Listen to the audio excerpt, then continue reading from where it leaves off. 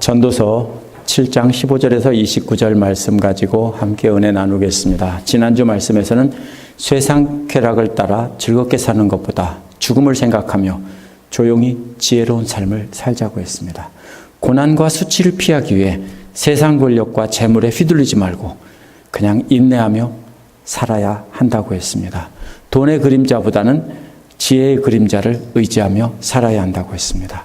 우리는 하나님 허락하신 좋은 날에는 찬양하고 나쁜 날에는 하나님의 뜻을 생각하며 살아야 된다고 했습니다.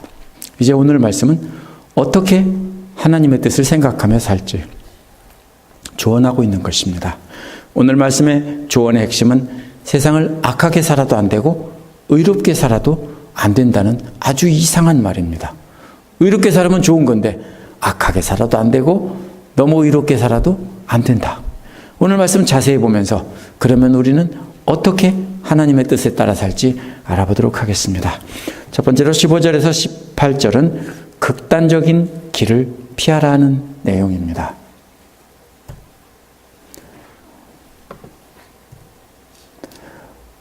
바로 앞에 14절에 보면 하나님의 뜻을 살피며 순종하는 삶을 살라고 했는데 15절 16절에서는 악하게 살지도 말고 그렇다고 의롭게 살지도 말라는 이상한 말을 했습니다.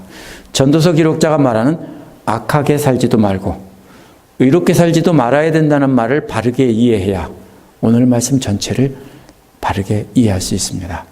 먼저 15절은 전도서 기록자가 자신의 헛된 삶을 통해서 자기가 다 해본 거예요.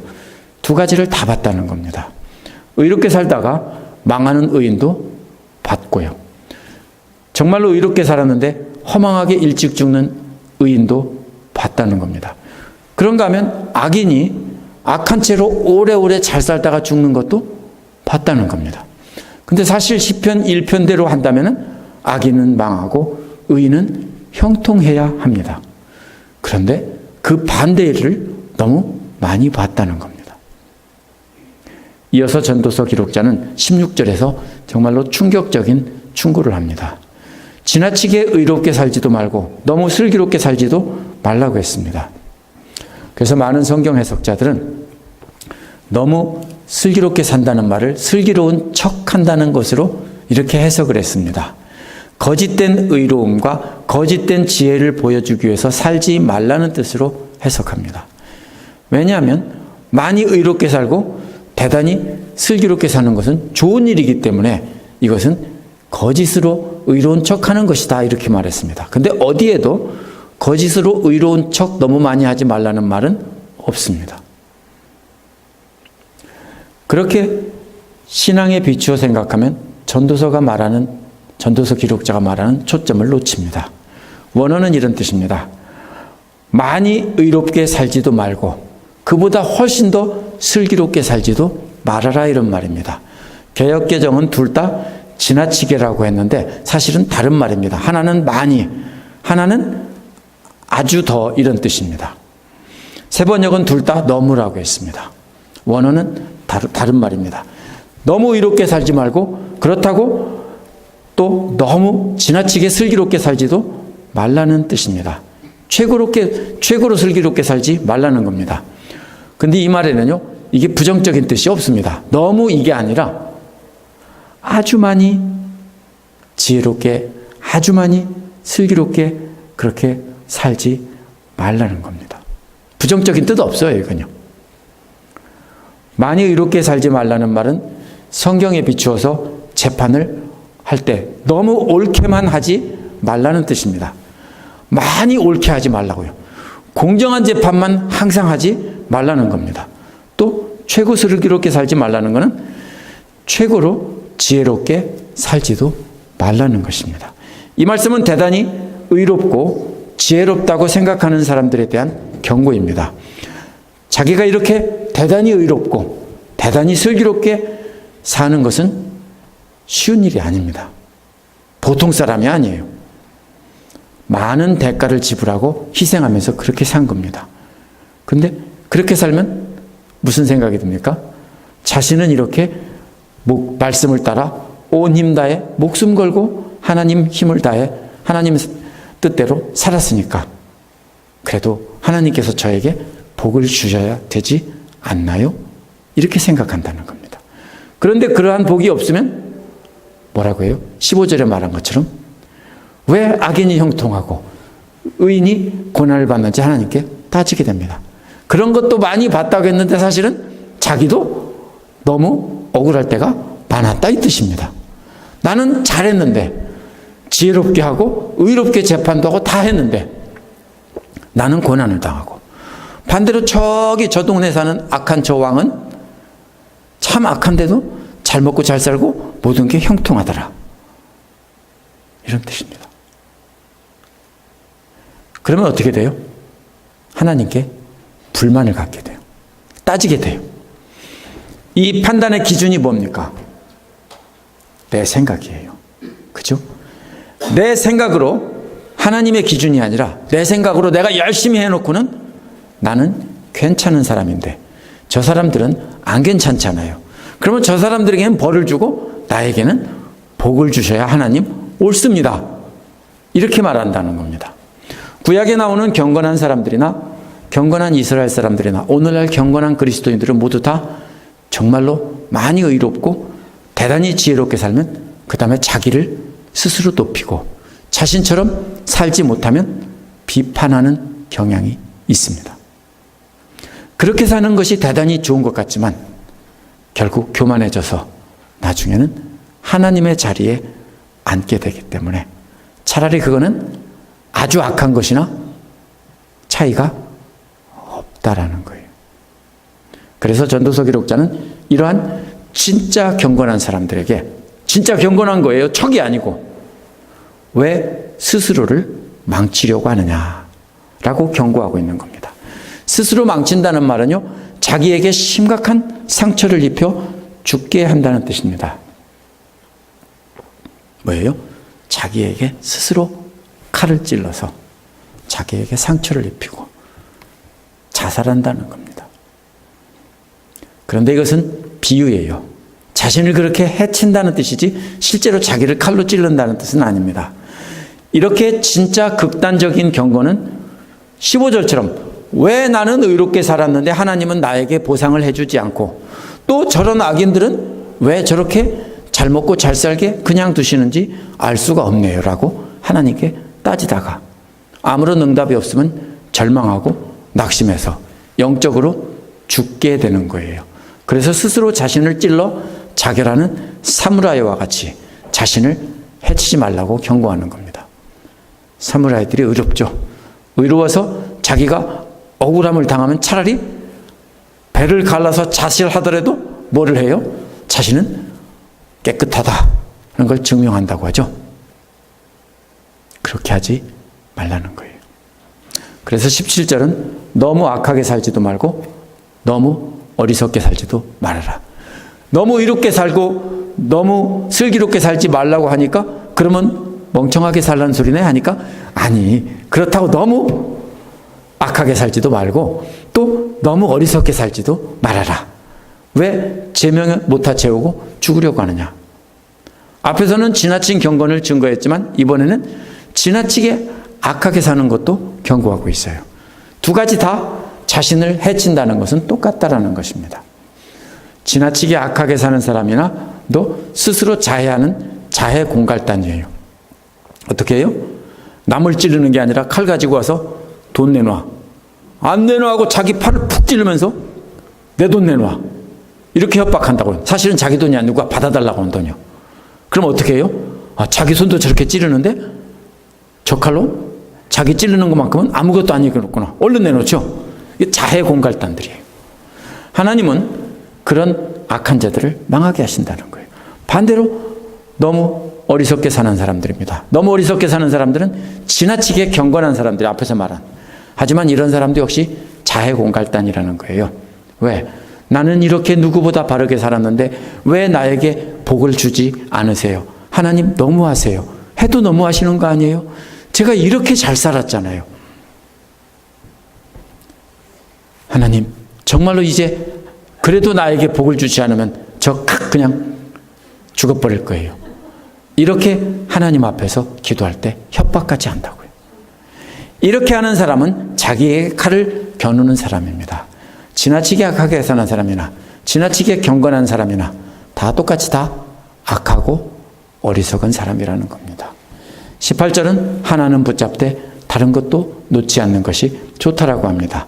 한 극단은 정말로 악한 세상에서 사는 것이고요. 한 극단은 악한 것을 다 피하고 가장 최고로 경건하고 올바르게 사는 것입니다.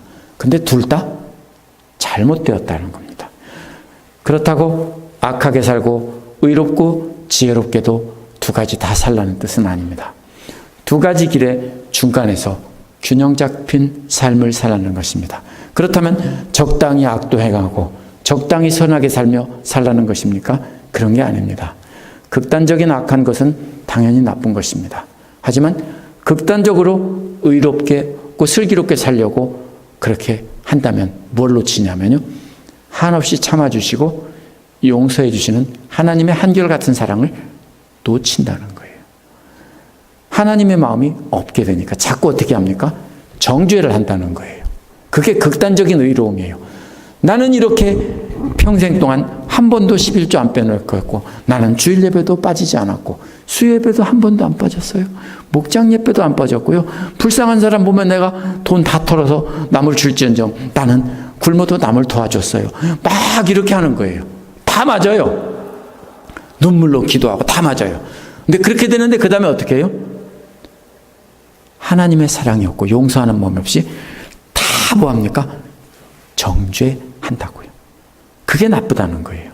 하나님의 마음이 없이 사는 그러한 극단적인 경건은 잘못됐다는 거예요. 그냥 적당히 눈 감아주고 용서해주며 살라는 뜻이에요. 그게 옳다라고 하는 게 아니에요. 너만 잘난 게 아니야 하면서 적당히 용서해주고 참아주고 그냥 안아주고 이러면서 그냥 같이 살라고요. 그럴 수 있을까요? 다른 사람이, 예수 잘 믿는 사람이 술을 마시면 같이 술을 마셔야 될까요? 그런 뜻은 아니에요. 이게 뭐예요? 우리가 극단적으로 잘하려고 하다가 그런 사람을 정죄하지 말고 함께 하라는 거예요. 그런 얘기가 있죠. 맞선을 보는 자리예요. 근데 한쪽은 아주 잘 갖춰지고 교양 있는 많이 배운 좋은 집안이고 한쪽은 아버지가, 친정아버지가 많이 배우지 못한 사람이에요. 레스토랑에 갔는데 그 뭐예요? 냅킨을 모자처럼 동그랗게 말아서 앞에다 탁 놓으니까 이 시골 양반이, 신부의 아버지가 그걸 머리에다가 모자인 줄 알고 탁 썼으니까 신랑 아버지가 어떻게 해요? 같이 썼다고 그러죠. 그러니까 다른 사람도 역시 다 썼다고 하죠. 그렇게 하라는 거예요.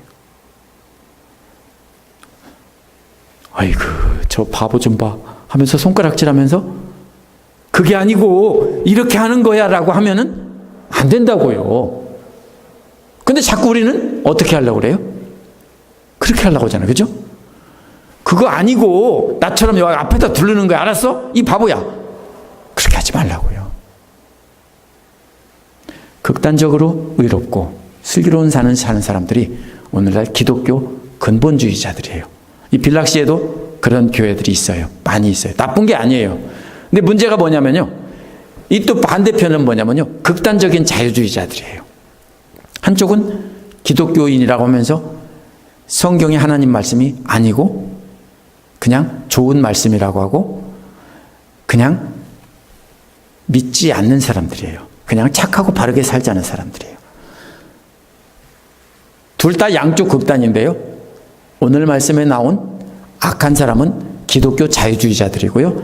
한쪽에 극단적으로 경건한 사람들은 오늘날 기독교 근본주의자들이에요. 그런데 기독교 근본주의자들이 더 위험해요. 극단적인 자유주의자들은요, 같이 동성애도 좋고 뭐 이런 사람 다 허용하면서 사랑으로 받아들인다고 하다 보니까 오히려 그 사람들이 교회에 들어와서 자기들보다 예수를 잘 믿을 수는 있어요.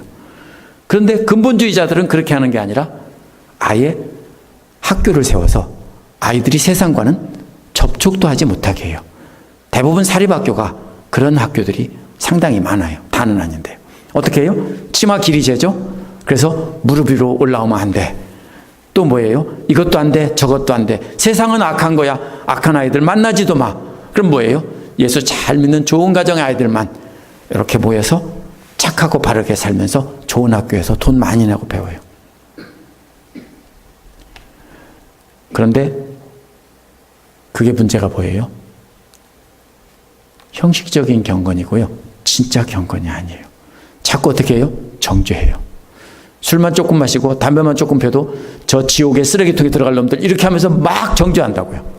자기는요? 그런 거 절대로 안 해요. 그죠? 치마도 절대로 짧은 거 안 입고 함부로 생활 안 해요. 감히 어디 이성애든지 모든 건 눈길도 안 주고 철저하게 지키는 사람들이에요. 진짜 기도도 많이 하고 신실한 사람들이에요. 근데 문제는 뭐예요? 정죄하고 다 끊으면서 상대하지 않는다는 거예요. 그런데 만약에 예수님이 오늘날 태어나셨다면 이 기독교 근본자들은 예수님 보고 악하다고 더럽다면서 교회에서 나가라고 할지도 몰라요. 우리는 그 중간의 길을 걸어야 되는 거예요. 어떻게 해요? 악한 세상에 발을 딛고 사는데 그러면서 하나님을 두려워하며 살아야 되는 거예요. 악한 세상은 상종도 하지 말자가 아니에요.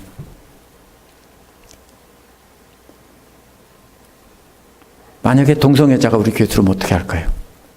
저는 좋아하진 않아요. 그런데요. 너 더러우니까 나가 그렇게는 안 해요. 잘 오셨습니다. 그죠? 그러나 우리는 그렇게 하지는 않으면서 받아줘야 되는 거예요. 그리고 그 다음에 뭐예요? 기회가 되면 말씀으로 깨달으면 그분들이 예수 믿고 자기들이 돌아설 수 있어요. 그런데 우리는 뭐예요? 조금 짧은 치마 찢어진 청바지 입으면은 어디 감히 교회를 하면서 나가라고 한다면은 우리는 극단적인 경건주의자에 속한다는 거예요. 그래서 우리는 그렇게 하면 안 된다는 거예요. 자동차 운전할 때 어떻게 해요? 어떤 사람은 중앙선 있는 쪽으로 바짝 붙여서 운전하는 사람이 있어요. 저는 별로 좋아는 안 해요. 반대편으로 숄더에다가 바짝 붙이고 운전하는 사람도 있어요. 둘 다 좋지 않아요. 숄더 바짝 붙이고 가다가 보면 길에다 파는 대로 드르륵 하잖아요. 그죠? 둘 다 좋지 않아요. 어디로 가야 돼요? 중앙으로 가야 돼요. 그래서 전도서 기록자는 하나님을 두려워하는 사람은 양쪽 끝을 피한다라는 뜻이에요. 우리도 완벽하고 의롭고 완벽하게 지혜롭고 이렇게 살려고 하다 보면 하나님께서 원하시는 삶의 길에서 벗어나 자기만의 의에 빠지기 쉽습니다. 마치 이런 것과 같습니다. 전염병에 걸린다고 귀한 아들이라고 사대 독자라고 맨날 뭐 합니까? 알코올 솜으로 맨날 손 닦아주고 누가 와서 애기 다른 사람 만지면 막 간 다음에 막 애기 닦아주고 그런 분이 있었대요. 진짜로요. 병원 의사 간호사인 분들이 4대 독자 5대 독자 나가지고 그렇게 키운 사람들이 있었대요. 옳아요? 아니에요. 완벽하게 깨끗한 것보다는 흙 주워 먹으면서 균을 어느 정도 먹는 것이 우리 몸에서 뭐예요? 항체가 생기고 사는 거예요. 우리가 악한 것을 피하고 살 수 없는 거예요. 그래서 하나님은 교만에 빠지고 자기 의에 빠지지 말라는 거예요. 전적으로 하나님을 의지하면서 때로는 실수도 하지만 그러면서 사는 게 우리예요. 극단적인 경고는 악한 사람과 접촉을 끊고 하나님께로 그들이 오지 못하도록 막는 거예요. 그래서 양쪽 끝을 피하라고 말하고 있는 겁니다. 두 번째로 19절에서 22절은 사람의 평가에 귀를 기울이지 말라는 말이 나옵니다. 양극단을 피하라고 그랬죠? 그러면 양극단을 피하고 하나님의 인도하시는 길의 중간이 뭐냐 하는 것을 설명한 것이 19절에서 22절이에요. 19절은 지혜는 슬기로운 사람을 성읍을 다스리는 통치자 10명보다 더 강하게 만든다 라고 했습니다. 성읍을 다스리는 통치자들은요, 누구를 보냅니까? 옛날 바빌론 제국이나 아시리아 제국이나 구약시대니까 그런 때겠죠? 아니면 로마 제국이나 이런 때 한 성읍을 다스리는 통치자는 누구를 세웁니까? 최고로 똑똑한 엘리트들, 가장 지혜롭고 똑똑한 사람들을 보내는 것입니다. 그런데 그런 사람 10명보다 슬기로운 사람 한 사람을 더 강하게 만든대요. 하나님의 지혜가. 여기서 슬기로운 한 사람은 자기의 노력으로 슬기롭게 된 사람이 아닙니다. 하나님만 의지하고 앞에서 말한 중간을 걷는 사람입니다. 하나님께서 지혜 주시는 대로 하나님의 마음을 가지고 중간을 따라가는 사람이 슬기로운 사람입니다. 이 사람에게는 많은 지혜나 높은 수준의 경건이 없어요. 그렇지만 이 사람의 지혜는 여호와를 경외하는 마음에서 오는 것입니다.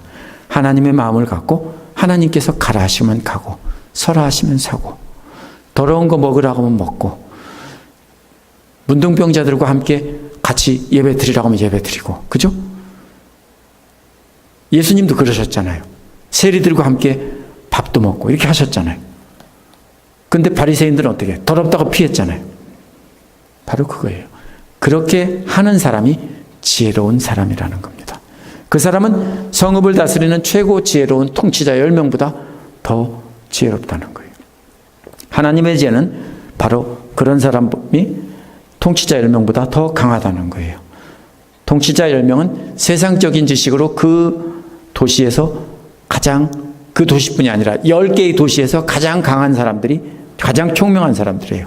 그런 사람들이 10명이 모였다면 세상에 그보다 더 지혜로울 수는 없다라는 뜻입니다. 하지만 그런 사람 10명을 다 모아도 하나님의 마음으로 하나님의 지혜를 따라 사는 사람을, 한 사람을 감당할 수 없다는 뜻입니다. 그 한 사람은 하나님의 한결같은 사랑을 마음에 담고 그 사랑으로 용서하며 양쪽 극단은 피하고 지혜롭게 살아가는 사람입니다. 이런 사람들이 세상에서 가장 총명하고 지혜로운 사람 10명보다 더 강하다는 겁니다. 20절은 원어에서는 왜냐하면이라는 말로 시작합니다.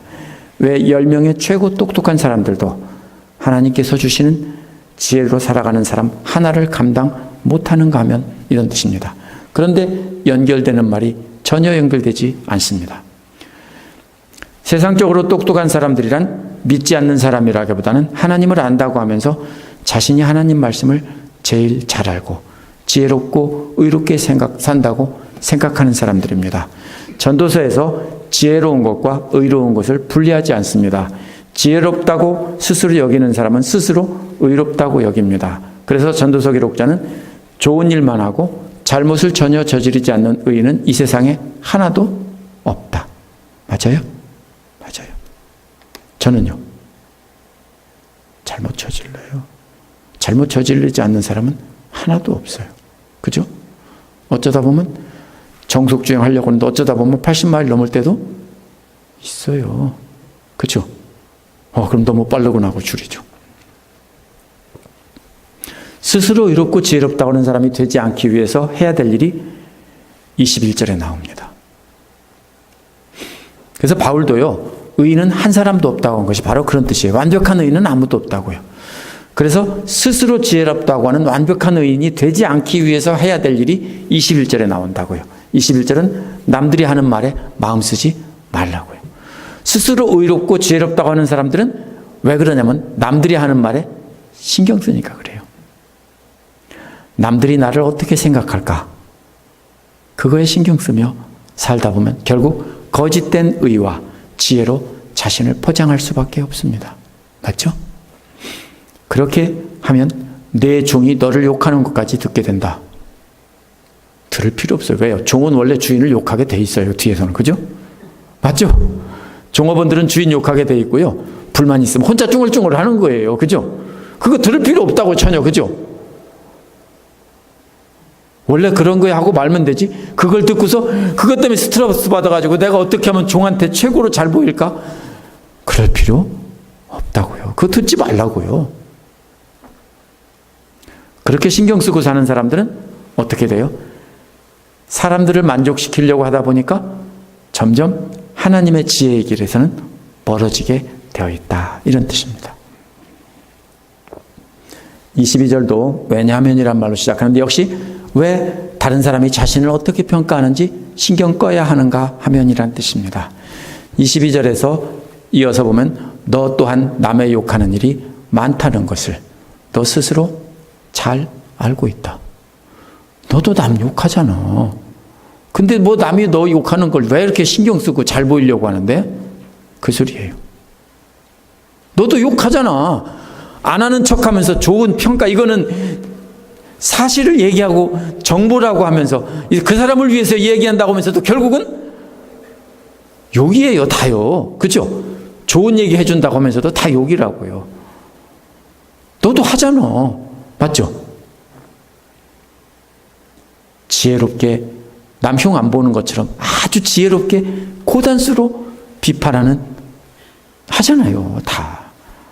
저도 해봤어요. 근데요, 그렇게 한다는 것을 안다는 거예요. 그러면 신경 쓰지 말라고요. 사람은 다 그런 거라고요. 스스로 의롭게 되려고 하는 사람들은 사람들의 말에 귀를 기울이면서 사람들이 날 보고 뭐라고 할까? 거기에 신경 쓰며 살다 보니까 사람들 보는 데서 완벽주의가 되려고 하는 거예요. 이건 뭐예요? 망하는 지름길이에요. 하나님 앞에서 완벽하려고 애를 쓰면요, 실수하는 것은 드러내야 돼요. 그렇죠? 다 알잖아요. 내가 마음속으로 나쁜 생각을 품었다가 내려놓은 것도 다 아시잖아요. 그러면 하나님 앞에서 어떻게 해요? 완벽할 수 없어요. 그러니까 하나님 앞에 내놔야 돼요. 근데 사람들 앞에서는 감추죠. 감추고 좋은 것만 내놓고 나쁜 것은 없는 척 하잖아요. 그렇게 하지 말라고요. 그렇게 하면 안 된다고요. 그렇다고 해서 내 마음에 있는 나쁜 거 다 내놓고 까발리고 막 나는 솔직해. 그러면 그거는 안 되는 거예요. 그거는 거칠고 함부로 대하는 거고요. 그런 뜻이 아니에요. 실수하더라도 그냥 너무 완벽하려고 하지 말라는 거예요. 자기는 완벽한 평가를 듣기 원하면서 자기는 남을 은근히 마음속으로 깐다면 우리 집사님들도 잘 까요. 어떻게 해요? 전화해서요. 목사님 이렇고 이래서 참 제가 그분을 위해서 기도 많이 해야 되겠어요? 말씀하시는데 결국 까는 거예요. 그렇죠? 그러면 안 돼요. 그렇죠? 제가 그분을 위해서 기도 많이 하고 있어 해도 결국 까는 거라고요. 그렇죠? 제가 솔직하게 얘기하는 거예요. 근데요, 그런 것을 하지 말라고. 왜? 나도 그렇잖아요. 그죠? 그러니까 그것은 모순이라고요. 그러니까 남의 일에, 남의 평가에 너무 신경 쓰지 않으면 우리가 하나님 앞에서 솔직할 수 있어요. 왜 양극단을 피하라고 하냐면 우리는 완벽하게 경건할 수도 없고 그렇다고 막가파가 될 수도 없는 사람들이에요. 그러므로 우리가 우리 힘으로 지혜롭게 되는 게 아니라 하나님이 주시는 지혜를 따라가고 하나님을만 의지하고 살아가면 하나님께서 정죄하지 말고 용서해 주라고 하면 용서하고 죽이고 싶은데 사랑하라고 하면 알았어요 하면서 죽이고 싶은데 100불 주고 오고 한다고요. 사랑하는 마음이 들어서 주는 게 아니에요. 죽이고 싶은 원수가 병원 가서 누워있으면 그래도 용서해주고 사랑해주라면 죽이고 싶은 데 가서 그냥 100불 주고 빨리 나아 하고 와서 돌아와서 속에서 또 막 혼자 이렇게 할지라도 그게 사랑이에요. 위선이라고요? 위선 아니에요. 왜냐하면요, 나는 안 하고 싶은데 참고 하나님이 하라고 하니까 순종하면서 하는 거예요. 그거예요. 그것이 사람들이 나를 어떻게 보는지 신경 끄고 하나님께서 나를 어떻게 보실까? 거기에만 생각하고 좌로나 우로나 치우치지 말고 살아라 하는 것입니다. 그러므로 우리가 우리 힘으로 지혜롭게 되는 게 아닙니다. 우리는 하나님 말씀대로 하나님만 의지하면서 하나님께서 이렇게 하라고 하면 그대로 하고 너 잘못했어 그러면 아이고 죄송합니다 하고 회개하고 그러는 것이에요. 그러면 그 다음에 사람들 앞에서도 그걸 어떻게 해야 돼요? 감추면 안 돼요. 그렇죠? 솔직하게 내가 이런 잘못을 했습니다. 드러내야 돼요. 그러면 그 다음에 해피하고요, 자유로울 수 있어요. 근데 한 번 감추기 시작하면요, 계속 감춰야 돼요. 그죠? 내가 말이야, 옛날에 어디서 빵 10개 사면서 붕어빵 1개 더 담은 적이 있어. 몰래, 주인 몰래. 그죠? 양말 3짝 사면서 4짝 주워온 적 있어. 이렇게 그거를 갖다가 숨기면은요, 나중에는 뭐예요? 작은 실수해도 그걸 감춰야 돼요. 그죠? 나는 이런 사람인데 이렇게 열심히 하려고 살아. 그러면은 그 다음에 조그만 실수해도 별로 숨길 필요 없어요. 나 이렇게 잘못했어. 그러는 거예요. 세 번째로는 23절, 24절에서는 세상 방식으로 하나님의 지혜에 접근하지 말라는 거예요. 이제 앞에서 진짜 경건한 삶을 살려고 다 노력해봤다는 내용이 나옵니다. 23절은 이제 나는 이 모든 것을 지혜로 시험해봤다라고 시작합니다. 이 모든 것이 뭐냐면요, 21절에 나오는 남들이 말하는 모든 거예요. 사람들이 세상 지혜로 이렇게 살아야 완벽할 수 있고 이렇게 살아야 거룩한 것이고 말하는 것을 다 해봤다는 거예요. 그걸 가지고 또 하나님의 지혜를 가지고 다 검사해봤다는 거예요. 세상 사람들이 말하는 것을 지혜로 다 평가를 해봤다는 거예요. 그렇게 해본 이유는 지혜롭게 되려는 것입니다. 그래서 지혜로운 사람이 돼야지라고 결심도 해봤다는 거예요. 돼요? 안 돼요. 왜? 그러니까 지혜가 나를 멀리 하더라. 이런 말이에요. 그걸 발견했다는 거예요. 내가 세상의 지혜를 다 찾아서 하나님 말씀대로 지혜롭게 살려고 했는데 진짜로 하나님의 지혜가 나를 멀리 하더라. 세상 사람들이 말하는 것들로는 하나님의 지혜를 가진 사람이 될 수 없다는 거예요. 오히려 지혜가 잠언의 기록자를 멀리 하더라는 것입니다. 지혜가 마치 뭐예요? 잠언에서 계속 말하는 것은 사랑하는 여인과도 같은 거예요. 그죠? 지혜를 사랑해서 지혜를 끌어안고 지혜만 따라가고 지혜가 인도하는 대로 가고 이렇게 계속 처음부터 잠언에서 말했어요. 근데 전도서에서도 역시 같은 솔로몬 이야기하면서 바로 사랑하는 여인과도 같은 거예요. 어떻게 해요? 내가 하나님의 지혜를 사랑하고 끌어안으면서 여기 세상 지혜도 있네 하고서 다른 여인도 또 막 끌어안으면은 그 다음에 하나님의 지혜가 나를 어떻게 하더라고요? 멀리 하더라고. 질투하겠죠? 그래서 멀리 하더라고요. 그 소리예요. 바로 하나님의 지혜만 가까이 하고 세상 지혜는 음란한 여자와도 같다라고 잠언에서 말했어요. 그래서 우리는 하나님의 지혜를 가까이 해야 되는데 그것을 세상적인 방법으로 세상 지혜도 한번 가지고 다 해보자 하니까 하나님의 지혜가 전도서 기록자를 멀리 하더라. 이런 뜻입니다. 안 된다는 거예요. 두 가지가 다. 동시에는 24절은 지혜가 무엇인지를 너무도 멀고 깊으니 누가 그것을 알 수 있겠는가라고 말했습니다. 지혜가 너무 멀리 있다는 것은 세상 사람들이 말하는 지혜로는 하나님의 지혜는 다가갈 수 없다는 거예요. 지혜가 너무 깊다는 것은 세상 사람들이 말하는 지혜로는 하나님의 지혜의 깊이를 알 수가 없다는 거예요. 누가 그것을 알 수 있느냐? 아무도 알 수 없다. 뭘 가지고요? 앞에서 세상의 지혜를 가지고 하나님의 지혜대로 살아보려고 해보니까 지혜는 오히려 더 멀리 가고 더 깊은 곳에 있어서 전혀 알 수가 없더라라는 것입니다. 아무도 알 수 없다는 거예요. 세상 사람들이 말하는 지혜나 세상의 철학이나 세상의 도덕, 법으로는 하나님의 지혜에 다가갈 수 없다는 거예요. 뿐만 아니라 그 깊이를 헤아릴 수 없다는 거예요. 세상의 모든 것을 가지고 하나님의 지혜를 재어보려고 하는 시도 자체가 잘못됐어요. 그 깊이를 재어보려고 하는 시도 자체가 잘못됐어요. 그런데 성경을 가르치는 많은 사람들이 세상의 것으로 하나님의 지혜를 해석하려고 그래요. 어리석은 짓이에요. 오직 하나님의 지혜는 하나님 말씀을 의지하고 경외하며 따라가면 때때로 하나님께서 깨닫게 해주셔서 바른 길을 가게 해주시는 겁니다. 세상의 방법을 가까이 하면서 동시에 하나님의 지혜도 가까이 한다면 마치 나는 내 아내도 사랑하면서 울면서 근데 이 여자도 너무 좋아 어떡하지? 이러면은 말이 돼요? 그런 거 있어요? 없다고요. 이 소리예요. 그죠? 나는 내 아내를 진짜 사랑해. 근데 바람났어요. 근데 이 여자도 너무 좋아. 근데 다 둘 다 사랑해. 말이 돼요? 거짓말이에요. 한쪽을 사랑해서 그걸 가지고 가까이 하면서 그대로 살려고 하면 반대쪽은 벌어지게 되어 있다는 거예요. 왜요? 세상 지혜에 그런 게 있어요? 원수까지 사랑해라. 그죠? 그런 거 없어요. 그죠? 세상은 뭐예요? 정의를 말해요. 그죠? 악은 악으로 갚고 공평해야지. 그죠?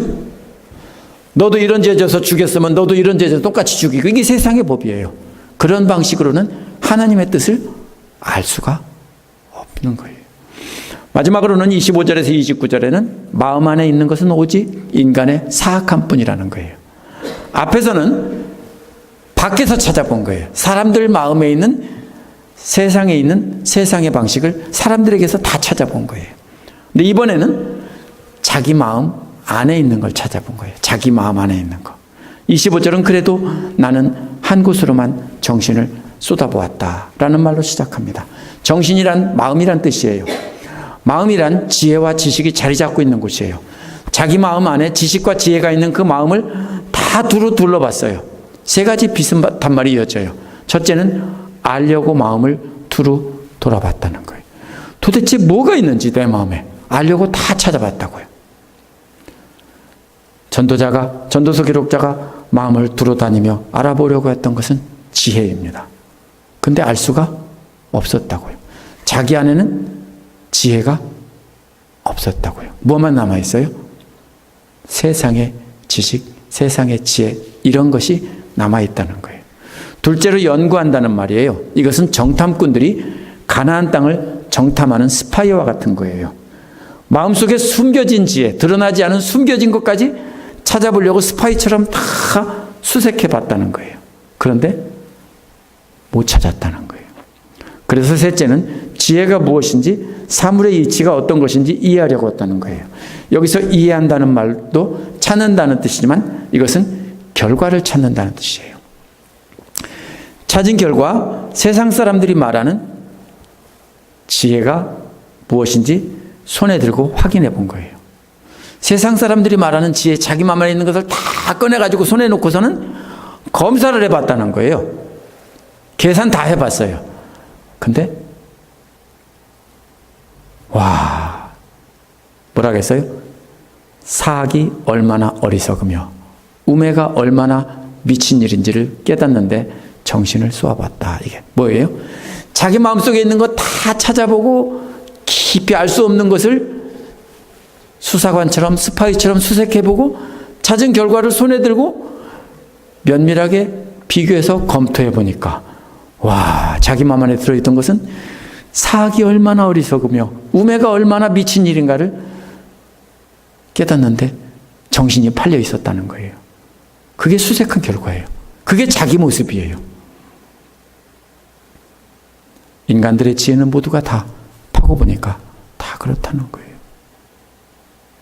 26절은 나는 또 올가미와 같은 여자 마음이 덫과 같고 손이 쇠사슬과 같은 여자는 죽음보다 더 쓰다는 것을 알았다라고 했어요.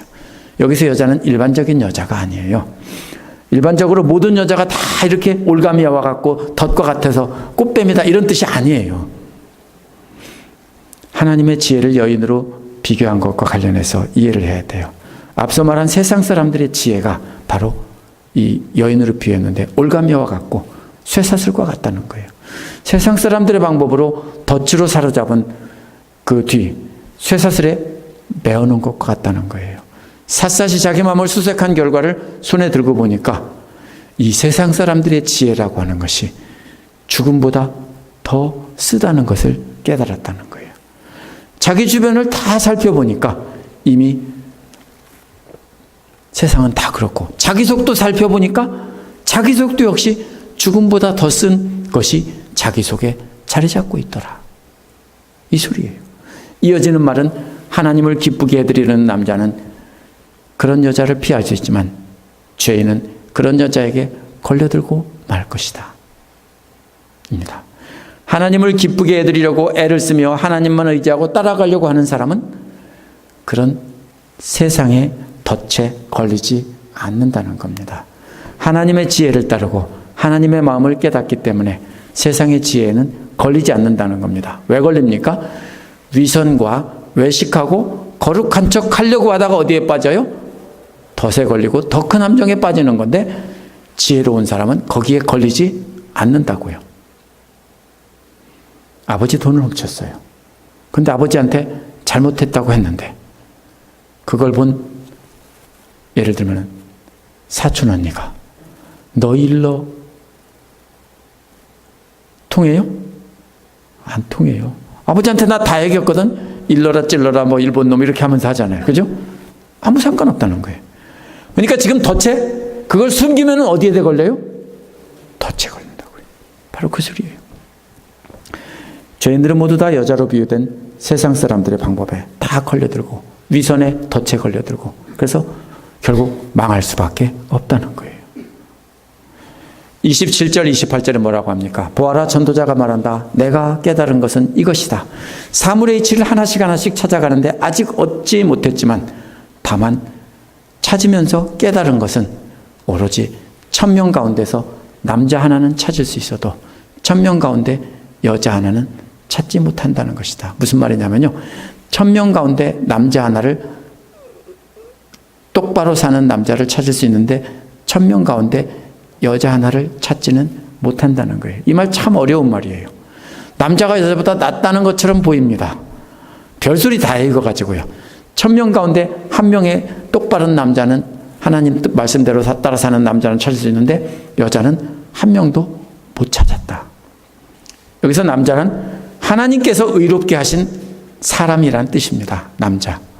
하나님께서 의롭게 하신 남자. 그런 사람 찾기는 매우 어렵다는 겁니다. 근데 여자란 세상의 지혜로 의롭게 한 여자를 말하는 것입니다. 세상의 지혜를 따라 의롭게 된 그런 사람은 찾지 못했다는 겁니다. 이게 남자와 여자를 구별하는 뜻이 아닙니다. 29절은 그렇다. 다만 내가 깨달은 것은 이것이다. 하나님은 우리 사람을 단순하게 만드셨지만 이 사람이요 똑같이 아담이에요. 앞에서 남자도 아담이고 여기서도 똑같이 아담이에요. 아담은 흙으로 만든 남자라는 뜻이에요. 여기서는 사람이라고 했는데 사람이 아니라 이것도 남자예요. 하나님이 남자를 단순하게 만들었다는 말은 똑바로 만들었다는 거예요. 한 명 똑바른 사람을 찾았다고 했는데 하나님께서 똑바르게 만들었다는 거예요. 착해서 된 거예요? 아니요. 하나님이 그렇게 만들어 주셨다라는 거예요. 그런데 똑바르다는 것은 하나뿐인 길처럼 단순한 거예요. 하나님 앞에 가는 길 똑바로 하나뿐이죠. 그거는 단순한 길이고 똑바른 길이에요. 그러면 악으로 빠져드는 길은 이리저리 속임수의 길은 수없이 갈라져 있어요. 그거는 많아요. 복잡하다는 거예요. 그래서 단순하다, 복잡하다 이렇게 비교한 거예요. 하나님께서 남자를 만드실 때 똑바로 만드셨어요. 근데 사탄의 꼬임에 넘어가서 사람들이 복잡하게 만든 거예요. 그래서 스스로가 하나님을 닮은 모습으로 살려고 하지 않고 자기가 하나님이 되려고 했던 거예요. 그래서 악한 생각과 계략들이 가득하다는 것입니다. 바울도 로마서 3장 10절에서 의인은 없나니 한 사람도 없다고 했어요. 예수님 빼놓고 한 분도 없고 모두가 다 죄인이에요. 전도서 기록자가 말한 초점은 남자나 여자나 하나님의 뜻에 따라 사는 사람은 한 사람도 찾을 수가 없다. 오직 언제만 찾을 수 있습니까? 하나님께서 의롭게 만들어주시고 인도해준 사람만이 똑바로 살아갈 수 있다는 거예요. 그렇다면 사람이 헛되지 않은 삶을 사는 길은 하나님이 그렇게 인도하실 때 따라가는 것뿐이에요. 제가 잘나서가 아니라 하나님이 너 잘못했어. 그리 가지 말고 이리 나와 하면 얼른 나오는 거예요. 그것이 바로 의롭게 사는 길인 거예요. 그래서 우리는 세상 사람들이 말하는 것으로는 하나님의 지혜를 판결할 수 없는 것이고 그렇다면 사람이 헛되지 않는 삶을 사는 길은 오직 하나님을 의지하고 하나님께서 주시는 지혜의 말씀만 따라가는 것뿐이다. 이것이 전도서 기록자의 결론이에요. 많이 의롭게 살거나 더 많이 슬기롭게 살지도 말고 그렇다고 많이 악하게 살지도 말고 많이 어리석게 살지도 말라고 했어요. 적당히 대충 살라는 말이 아니에요. 하나님을 믿는 자들은 자기 스스로 교만해져서 자기가 의롭게 되려고 하지 말라는 거예요. 남을 정죄하지 말라는 거예요. 그러한 지나친 경고는 차라리 악한 것만도 못한 더 나쁜 거예요. 우리가 경계해야 할 사람은 세상 밖에서 악하게 사는 사람이 아니라 교회 안에서 진짜 의로운 사람이에요. 이거 진짜 위험한 사람이에요. 저 사람 진짜 훌륭한 사람이야. 저 사람 존경할 만한 사람이야. 없어요. 그렇게 하지 마세요. 없어요. 왜? 그러면 그 사람이 속이는 거예요. 그런 사람은 없다는 거예요. 이런 사람은 하나님 말씀을 열심히 배우고 지키면서 자기의를 세우고 자기를 높이며 남을 정죄하기 때문이에요. 우리에게 필요한 것은 사람들 보기에 얼마나 올바르고 착하고 바르냐가 아닙니다. 그러면 반드시 자기 교만에 빠지게 되어 있습니다. 우리의 마음은 우리가 알아야 되는 것은 하나님의 말씀으로 하나님의 마음을 아는 겁니다. 그래서 하나님이 나 같은 죄인도 용서해 주셨지. 그러니까 나도 저 원수를 싫어도 용서해 줘야지. 그래서 하나님의 마음을 깨닫는 거예요. 누가 부모의 마음을 알아요? 자기 자식을 낳아서 키워보면 엄마가 나를 이렇게 사랑하셨는데 어릴 때는 엄마가 나를 위해서 해준 게 뭐가 있어. 그렇죠? 그렇게 하면서 살았다고 하는 것을 깨닫게 되는 거예요. 그렇죠?